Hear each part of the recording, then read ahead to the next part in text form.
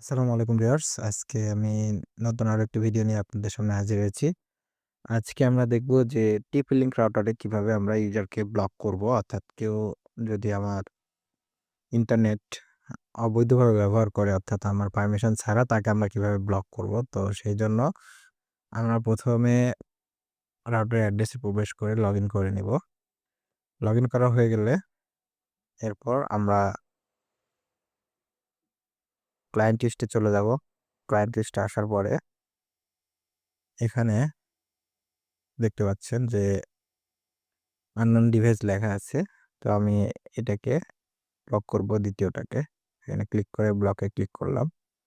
তার সাথে আমাদের এই যে একটা ব্লক হয়ে গেল। এটা দেখার জন্য আমরা 3 লাইনে ক্লিক করে অ্যাডভান্স এ চলে যাব। অ্যাডভান্স এ যাওয়ার পর সিকিউরিটি তে যাব। তারপর অ্যাক্সেস কন্ট্রোল এ গেলে আমরা সেই ডিভাইসটাকে পেয়ে যাব। তো এভাবে আরকি আমরা TP-Link